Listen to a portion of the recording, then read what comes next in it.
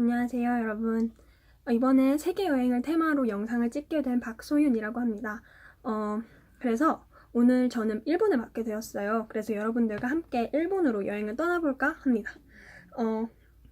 일단 우선 오늘 제 영상의 차례는 먼저 일본이라는 나라를 소개하고, 그리고 일본의 언어라든가 일본의 문화 등을 소개한 다음에 일본에서 가야 할 관광지 또는 먹어야 할 음식 등을 다시 소개해드리고, 마지막으로 일본에서 여행할 때 지켜야 할 사항이라든가 주의하셔야 될 사항들을 소개해드리고 영상을 마칠까 합니다.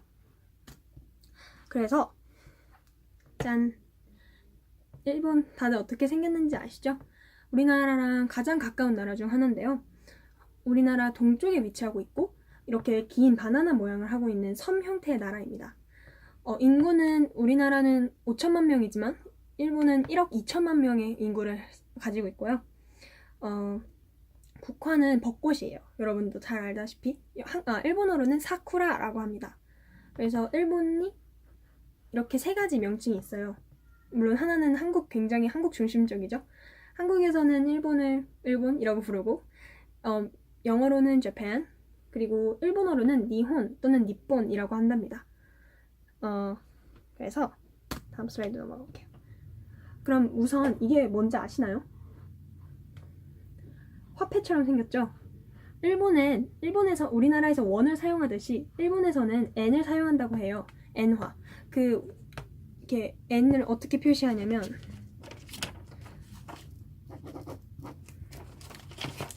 우리나라에서는 원을 표시할 때 이렇게 W에 이렇게 선을 그어서 표현하잖아요.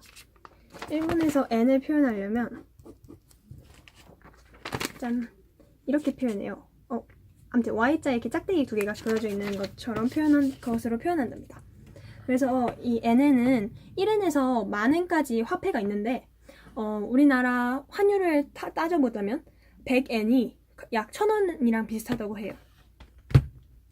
그리고 일본의 언어, 일본의 기본 글자예요. 우리나라 기역, 니은, 디귿, 리을과 비교하면 수가 엄청나게 많죠. 위에 게 히라가나고, 잘 안 보이죠? 위에 게 히라가나고 아래 게 가타카나예요. 이게 두 개가 같은 의미를 사용하는 것 뿐인데 글자가 두 개인 거거든요. 왜 그렇다면 이렇게 두 개로 나눠서 굳이 언어를 표현할까요? 하나로도 어차피 소리를 표현할 수 있는데 그 이유는 위에 히라가나는 보다 좀 더 부드러운 모양이에요. 보시면 위에는 히라가나는 좀 더 곡선의 모양을 띠고 있다면 가타카나는 조금 더 직선형이고 네모나답니다. 약간 네모나하면 좀 세고 강렬한 각진 느낌을 주잖아요. 그리고 또 좀 곡선형은 좀 부드러운 느낌을 주죠. 그래서 히라가나는 좀 더 부드러운 말을 하거나 그냥 평서문을 말하거나 또는 그냥 고유어를 사용할 때 많이 쓰는 문자고, 가타카나는 좀 외래어를 표현하거나 뭔가 좀 강조하고 싶을 때 많이 쓰는 문자입니다. 그 다음 일본의 의식주에 대해서 알아볼 거예요. 먼저 의에 대해서 알아볼게요. 옷. 일본의 전통 의복의 이름은 기모노입니다. 옆에 이쪽 빨간 게 여자 기모노고 오른쪽 그 남자 기모노가 좀 더 까만색인데요. 보시다시피 같은 기모노인데 성별에 따라서 여자 기모노는 굉장히 화려하고 남자 기모노는 굉장히 좀 무채색이고 되게 단정한 느낌을 주죠. 그래서 이런 기모노는 우리가 한복을 평소에 입진 않잖아요. 근데 이 기모노도 우리나라와 마찬가지로 한복을 평소에 입지 않듯이 기모노도 특별한 날에만 입는다고 해요. 근데 우리나라보다는 좀 더 특별한 날에 더 많이 입는 것 같은데, 예를 들어서 우리나라는 추석에도 어른들은 안 입으시잖아요. 근데 일본에서는 졸업식이나 나중에 성인이 되었다는 기념으로 다들 기모노를 입고 같이 놀러 간다던가 한다고 해요. 그리고 이제 사는 곳에 대해서 알아볼게요. 이게 일본 전통 가옥의 모양이에요. 되게 바깥밖에 안 보여가지고 좀 안쪽에 들어가면 방이 있겠죠? 근데 우리나라의 전통 가옥은 좀 이렇게 열린 느낌이라면 일본의 전통 가옥은 조금 더 폐쇄되어 있는 느낌이 있어요. 그리고 안에 방에 다다미 방이라고 굉장히 대나무 소재로 바닥을 만들어서 굉장히 시원하고 그리고 통풍이 잘 되도록 만들어놓은 그런 자연 친화적인 소재를 많이 사용해서 가옥을 만들었어요. 그런데 아까 한복이랑 비슷하게 우리가 지금 한옥에서 생활하진 않잖아요. 그런 것처럼 일본도 이제 이런 전통 가옥인 료칸에서 생활하진 않고, 이거 뭔가 많이 보셨죠? 이거는 짱구라는 그 애니메이션에서 나온 집인데, 짱구가 원래 일본 거잖아요. 현재 일본 가정집들도 거의 이렇게 생겼답니다. 이런 복층 구조의 집이 많고요. 그래서 아파트도 물론 많지만 아파트보다는 이런 2층 복층 가옥집을 좀 더 많이 찾아보실 수 있을 거예요. 그리고 일본의 음식, 뭔가 아까 의식주인데 음식이랑 음식이랑 그 옷과 그 가옥의 차이, 그 수의 차이가 많죠. 그래서 이게 다 그 일본의 좀 유명한 음식들이거든요. 일본어로 말씀을 드릴게요. 얘는 초밥, 스시이고요. 얘는 아시다시피 라멘. 죄송해요. 계속 뭐가 오네요. 얘는 이제 냄비에다가 이런 재료들을 넣고 끓이는 느낌의 그런 음식인데 전골 같은 느낌이에요. 그래서 나베라고 하는데 우리나라로 치면 약간 샤브샤브랑 느낌이 비슷해요. 그리고 얘는 이 밥에다가 고한이라고 해요. 밥을 일본어로. 고한에다가 이런 돼지고기를 올려서 부타니크라고 합니다. 고한 위에다가 부타니크를 올려서 같이 덮밥으로 해서 먹는 그런 규동. 또 일본의 대표적인 음식이죠. 근데 일본 음식도 이렇게 다양한 거 많지만 제가 가장 가보고 싶은 곳은 편의점이에요. 모르시는 분도 있을 것 같은데 우리나라에서 편의점을 생각하면 물론 요즘에는 많이 음식의 종류도 다양해지고 뭐 그 식품의 종류도 다양해졌지만 뭔가 그래도 편의점 하면은 마트보다 좀 비싼 곳, 그리고 굉장히 뭐 급할 때 가는 곳, 이런 인식이 저는 강했거든요. 근데 일본의 편의점을 보시면 이게 다 음식의 종류고 게다가 계산대 옆에 어묵도 팔아요. 물론 요즘에는 어묵이 파는 데가 있겠지만 이렇게 다양한 종류의 어묵을 우리나라에서 팔진 않잖아요. 그래서 일본에서는 이제 원래는 일본의 그런 음식에 보면은 약간 고정관념이 있었어요. 양이 적고 비싸다. 그런 고정관념이 있었는데 점점 사람들이 현대적이게 되고 점점 빠르고 싼 가격의 음식을 추구하다 보니까 이렇게 편의점이 발달하게 된 거예요. 그래서 이 사람들이 바로 잡고 바로 음식을 집어서 산 다음에 뭐 즉석에서 요리해서 먹을 수 있도록 해주는 그런 편의점 그런 시스템이 발달하다 보니까 이렇게 편의점이 엄청나게 발달했다는 걸 알 수 있어요. 그래서 일본을 가면 꼭 편의점을 들러야 된다라는 말이 많아요. 그 다음에 좀 독특한 식당을 가져와봤어요. 이거 보세요. 이 칸막이 어디서 많이 보지 않았나요? 독서실이나 도서관에서 공부할 때 쓰는 그런 칸막이를 식당에 그 칸막이 속에 사람들이 밥을 먹고 있어요.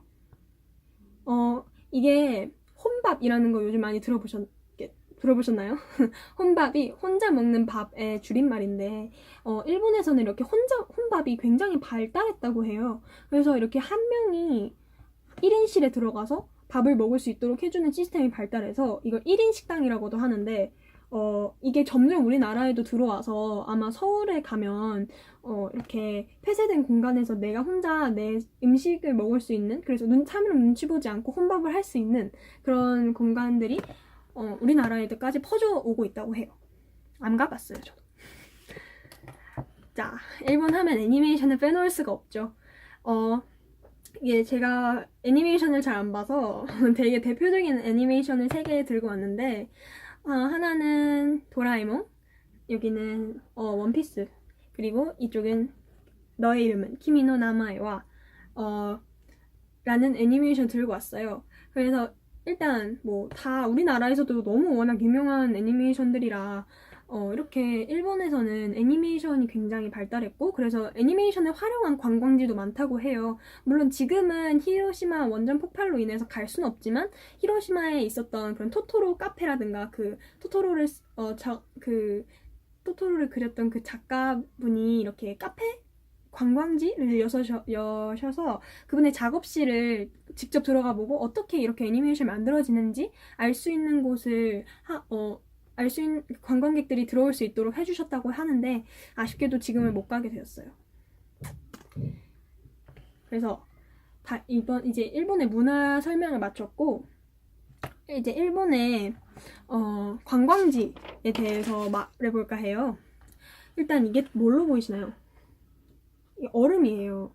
얼음이랑 눈으로 만든 조각품인데 엄청나게 커요. 이게 스케일이 사람이 이만해요. 여기 이만한? 진짜 커요 이게. 그래서 이게 세계 3대 축제로도 뽑히는 삿포로 눈축제의 한 부분인데 삿포로 눈축제는 매년 2월에 열려요. 2월에. 그래서 2월 5일부터 시작해서 7일간 열린다고 합니다. 삿포로 오도리 공원에서 열리고 그리고 이렇게 대형 얼음, 눈 공예품도 있지만 썰매나 스케이트 등 여러분들이 흔하게 생각하실 수 있는 그런 얼음이나 눈 위에서 하는 스포츠 그리고 눈 공예품 대회, 눈 조각품 대회 이런 것도 열어가지고 여기서 이렇게 심사를 하고 상도 준다고 하네요. 그리고 얘는 유명하죠? 얘는 도쿄타워라고 하는데요. 뭔가 우리나라 남산타워랑 느낌이 되게 비슷한데 좀 더 높고 크다고 해요. 그래서 이렇게 남산타워에서 즐길 수 있는 그런 그냥 흔한 도시의 느낌을 가지고 싶으시면 도쿄나 도쿄타워 주변에서 놀 수 있고 아까 국화가 벚꽃이라고 했잖아요. 사쿠라. 매년 3월만 되면 그렇게 벚꽃이 만개한다고 해요. 그래서 가장 벚꽃을 잘 볼 수 있는 데가 어딜까? 가장 예쁜 곳이 어딜까 찾아봤는데 여기가 후쿠오카의 그런 온천 그리고 온천과 벚꽃을 한 번에 즐길 수 있는 곳이라고 해요. 그래서 이제 벚꽃이 막 열리고 축제가 시작되면 특별히 10시까지 그 벚꽃을 볼 수 있도록 그렇게 불빛이 엄청 예쁘게 켜놓는다고 하네요. 그러니까 나중에 커서 여자친구 데려가요. 남자친구나. 그리고 제가 정말 가보고 싶은 일본의 디즈니랜드랑 유니버셜 스튜디오예요.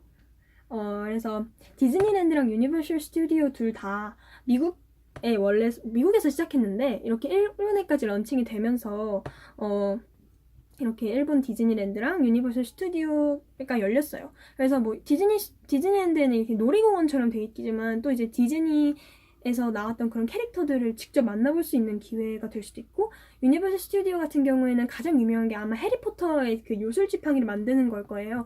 그래서 여러분 해리포터 영화를 보셨다면 알겠지만 해리포터가 이렇게 그 지팡이를 만들어주는 곳에 직접 가서 자신의 성향을 보고 지팡이를 받아오잖아요. 그것처럼 여러분도 주인공이 돼서 유니버셜 스튜디오에 가셔서 이렇게 그 지팡이를 만들 수 있어요.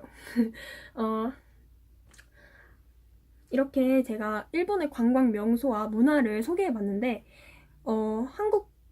아무래도 다른 나라에 여행을 가게 되면 그 나라를 대표하게 되는 대표성을 띠어요, 약간. 그렇기 때문에 다른 나라에 여행을 가면 자신을 지키기 위해서 좀 주의해야 하는 사항도 있고, 그리고 자신의 그런 괜히 이제 막 욕 들으면 안 되잖아요.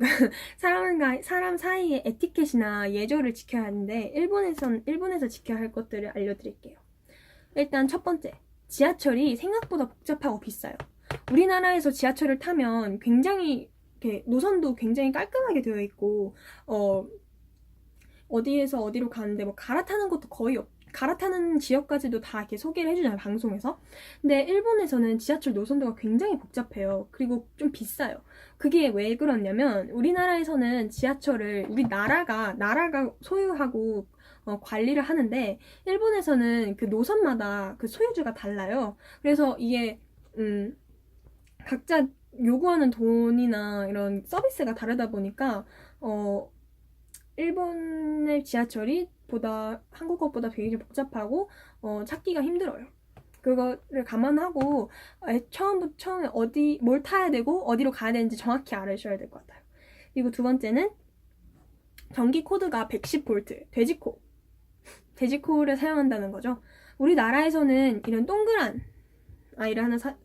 구멍이 2개 있는 걸 사용하잖아요. 그건 220V짜리예요. 그래서 일본에 가셔서 전기를 사용하려고 하는데 코드가 안 들어가. 이러면은 핸드폰 충전도 못하고, 핸드폰 충전 못하면 진짜 낭패잖아요. 사진도 찍고 막 페이스북도 하고 그래야 되는데, 그쵸? 그렇기 때문에 이 110V에 맞는 차저, 그러니까 우리나라의 그런 동그라미를 돼지코어로 변환시켜주는 차저를 가져가시거나 보조 배터리를 충분히 챙겨가야 한다고 해요. 그리고 세 번째, 좌측 통행입니다. 우리나라에서도 제가 어렸을 때 기억나는데 제가 초등학교 2학년 때까지는 좌측 통행이라고 가르치셨던 것 같아요. 근데 어느새 보니까 우측 통행으로 바뀌어 있더라고요. 그래서 우리나라는 지금 자동차 가는 방향도 우측에서 가잖아요. 도로의 우측에서 우리가 가는데 일본은 반대로 좌측이에요. 그래서 이런 거 헷갈리지 않고, 물론 여러분들 운전하시진 않겠지만 나중에 커서 막 여행을 가는데 막 우측으로 가다가 사고가 나면 큰일이니까 좌측 통행인 것도 생각해 주시고, 그리고 예의를 굉장히 중요시한다는 게 또 일본의 특징이에요. 일본인들은 다른 사람에게 피해를 주거나 피해를 입는 것을 굉장히 싫어하고 꺼려해요. 그래서 항상 이런 예절 같은 에티켓도 굉장히 잘 지키고, 뭐 줄을 쓰세요 하면은 줄도 굉장히 반듯하게 세워져 있는 사진을 많이 보셨을 수 있어요. 그렇기 때문에 이렇게 어떤 사람에게 부탁을 하거나 어떤 사람에게 말을 걸 때는 스미마센 하고 말을 해야 돼요. 스미마센이 일본어로는 죄송합니다 라는 뜻인데, 이게 동시에 실례합니다 라는 뜻도 돼요. 그래서 그 사람에게 말을 걸 때는 항상 스미마센, 지금 어디로 가야 합니까? 라고 이렇게 여쭤볼 수 있어야 돼요. 그렇게 항상 그렇게 준비되어야 되죠. 아니야. 그래서 5번은 식문화에 대한 거예요. 대표적인 거 하나를 가져와 봤어요. 우리나라에서는 국이나 밥을 먹을 때 숟가락을 사용하잖아요. 근데 일본에서는 숟가락을 사용하지 않아요.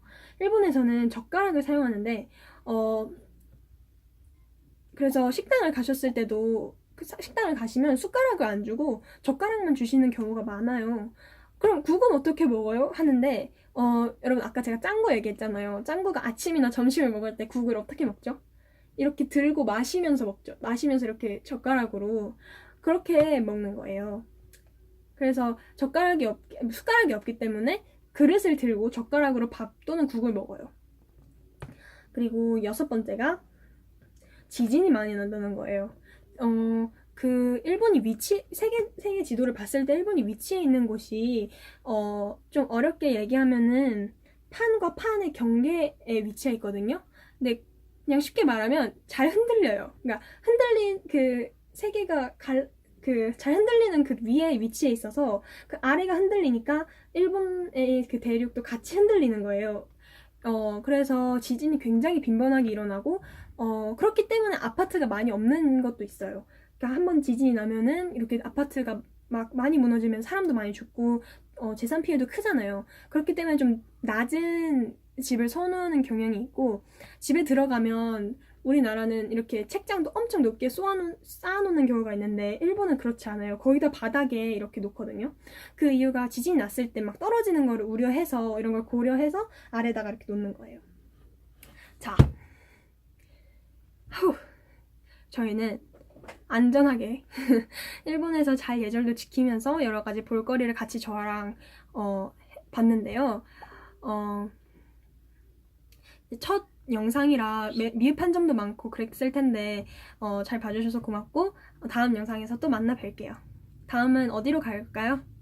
안녕.